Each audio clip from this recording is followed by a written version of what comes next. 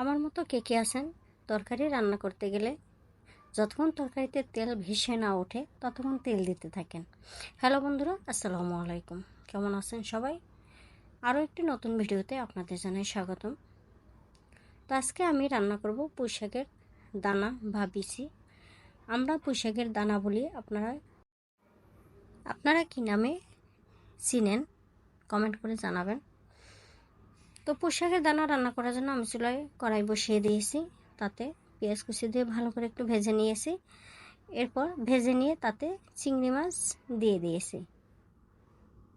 এই চিংড়ি মাছটা আমি আগে থেকে কেটে পরিষ্কার করে লবণ আর হলুদ দিয়ে জাল করে বক্সে করে ডিপে রেখে দিয়েছিলাম।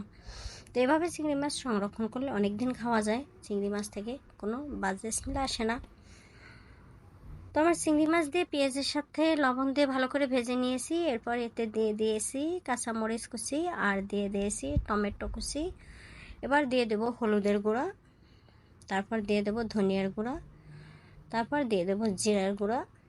এরপরে আমি দিয়ে দেব সামান্য পরিমাণ মরিচ। যে পরিমাণ গরম পড়ছে, এই গরমে বেশি ঝাল খাওয়া যাবে না। আর আমি তো এমনিতেও ঝাল কম খাই, তাই আমি কাঁচামরিচ দিয়ে রান্না করি বেশিরভাগ সময়, আপনারা দেখে থাকবেন আমার ভিডিওতে। তো সব মশলা দিয়ে আমি একটু কষিয়ে নেব। আজকের মশলাটা আমি বেশিক্ষণ কষাবো না।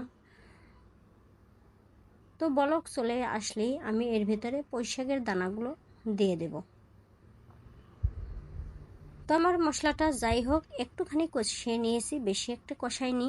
এবার আমি পুঁই শাকের দানাগুলো এই মশলার ভিতরে দিয়ে দেব।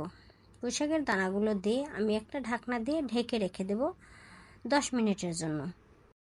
এই পুঁই শাকের দানাগুলো চিংড়ি মাছ দিয়ে ভাজি করলে আমার কাছে ভীষণ ভালো লাগে। আমার কাছে পুঁই শাক খেতে তেমন একটা ভালো লাগে না, কিন্তু এই পুঁই শাকের দানাগুলো খেতে আমার কাছে বেশি ভালো লাগে। তাই আমি যেখানেই পাই পুঁই শাকের দানা কিনে নিয়ে আসি। তো যাই হোক, আমি ঢাকনা দিয়ে 10 মিনিট রান্না করে নেব। ফিরে আসছি 10 মিনিট পরে। এই যে আমার পুঁই শাকের দানাগুলো সিদ্ধ হয়ে এসেছে। আমি একটু নেড়ে চেড়ে এটাকে ভালো করে উল্টে পাল্টে একটু নেড়ে আবারও আমি 5 মিনিটের জন্য ঢাকনা দিয়ে ঢেকে রেখে দেব।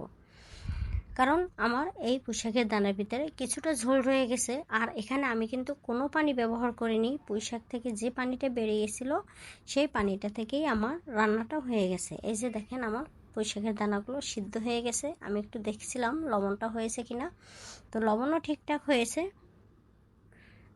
তো এবার আমার রান্নাটা কমপ্লিট হয়ে গেছে। এবার আমি চুলাটা বন্ধ করে দেব। এই যে আমার পুঁই শাকের দানার ফাইনাল লুক।